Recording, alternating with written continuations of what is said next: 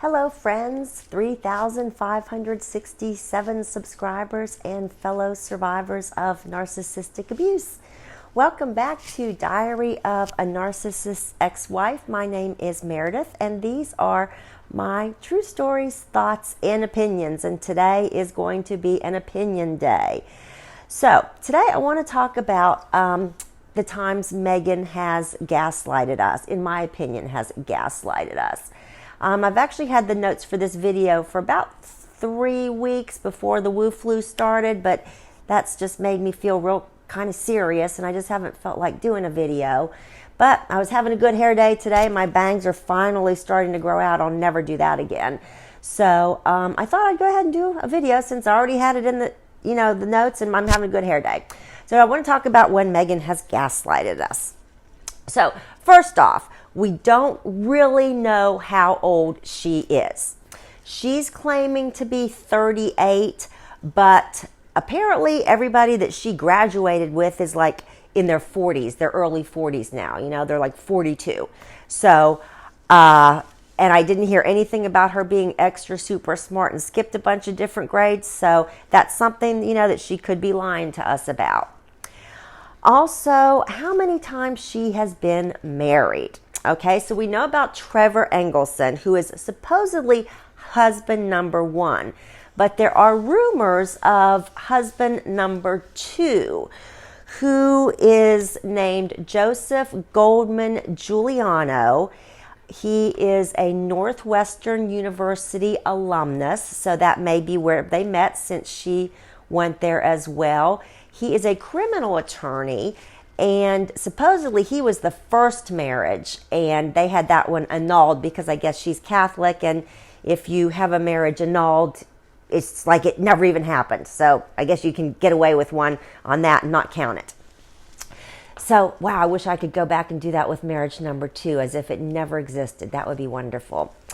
But anyway, so she was Catholic then. Oh, and here's another narcissistic thing she does, with the mirroring. She changes her religion like she changes her hat, because she was Catholic when she was married to this first one because she got it annulled.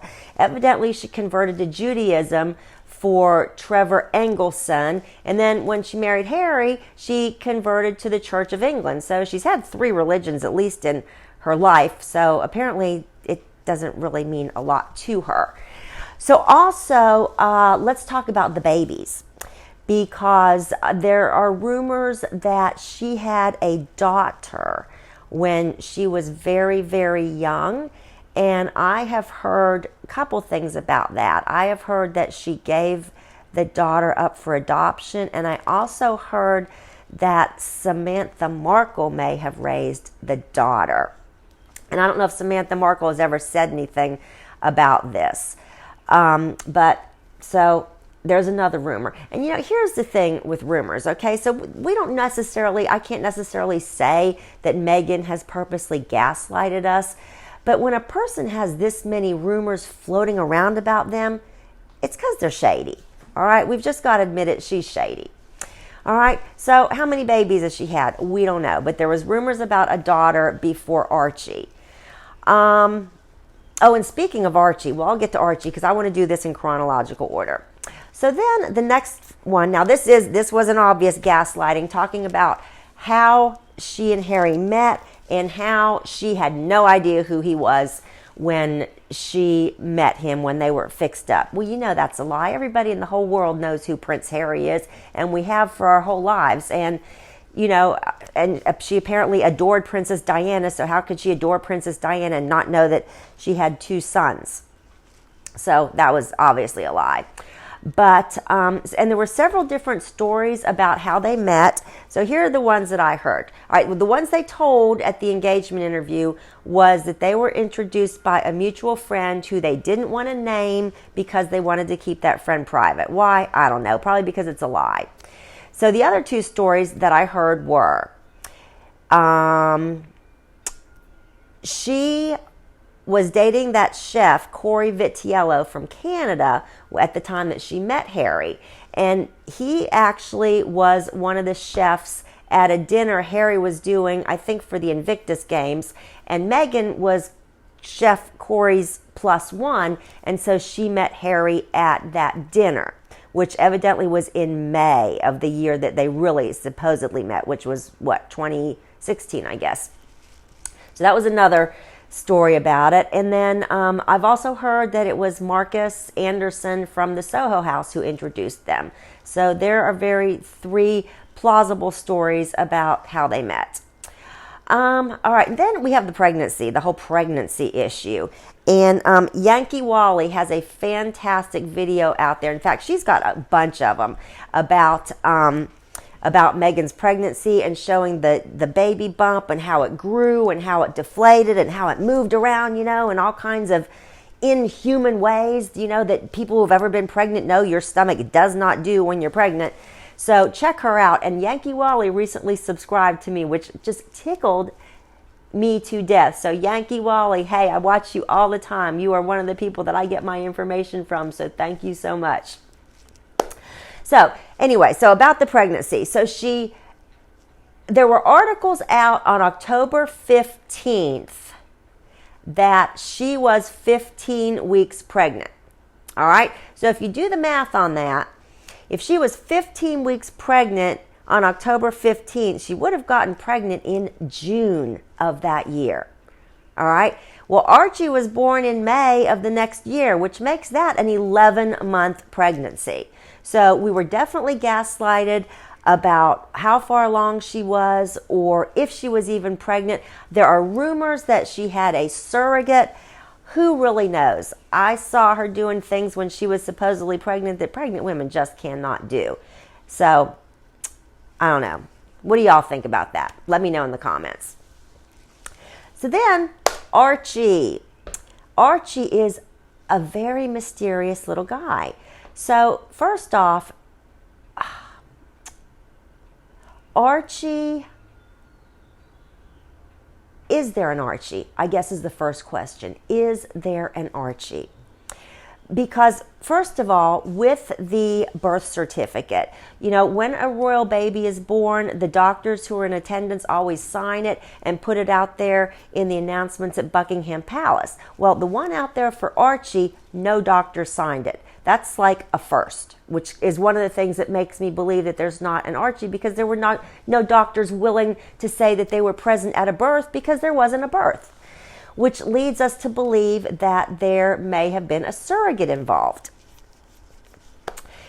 So there may have been a surrogate involved, and maybe that was why the pregnancy went on for so long, because maybe there was more than one surrogate involved and something happened with the first surrogate where maybe she didn't want to give up the baby, and so they had to go to the second surrogate. Maybe they had a surrogate on standby, and so that was maybe why the pregnancy went on so long. I really don't know. With these people, you just don't know.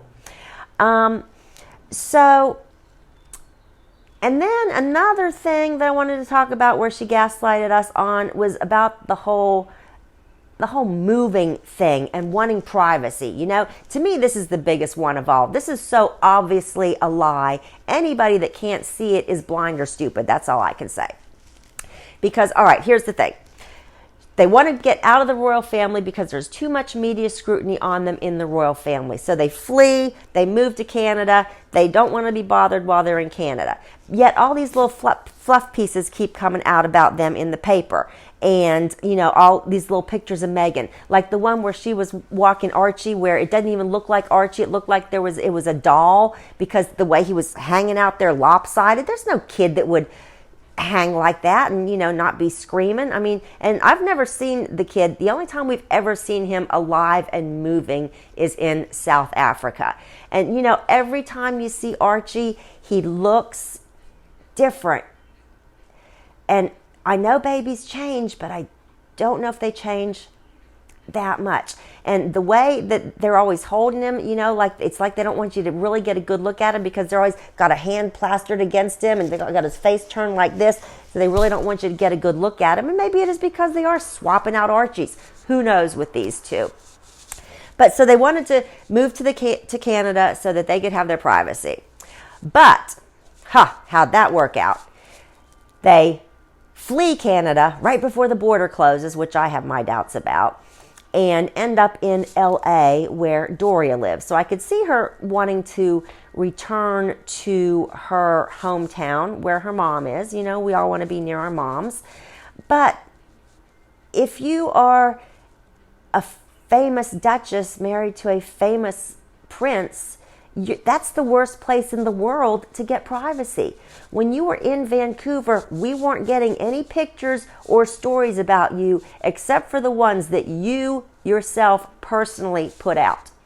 So that's not going to happen in LA. Once this lockdown is over, people are going to be all over you. I mean, we're already hearing stories about you. And my understanding is that they couldn't take Archie to visit the Queen and Prince Philip there in the UK because they were worried about the virus. But when they were over there, Meghan was hugging everybody and shaking hands and getting all close to everybody and breaking all kinds of protocol. So she didn't seem to be concerned about getting it. And she could have just taken it back to Archie acting the way she did. But, you know, it's okay for them to move from a secluded spot on an island that hardly has any residents to Los Angeles, one of the largest cities in the world, where there's going to be so many more people and a much greater incidence of outbreaks. So, you know, that was a flat out lie. So, anyway, that was what I wanted to talk about today about Meghan. I just needed to get that out of my system. I hope everybody is doing well during this lockdown. As far as we know, we're not going back to school till at least May 15th, so I'm working from home, which is a blessing to be able to work from home because there are so many people right now that don't have any jobs. So if you're one of those folks, I am praying for you, and I hope things go well for you, and I hope your narcissist isn't driving you too crazy. I'll talk to you again soon. Bye-bye.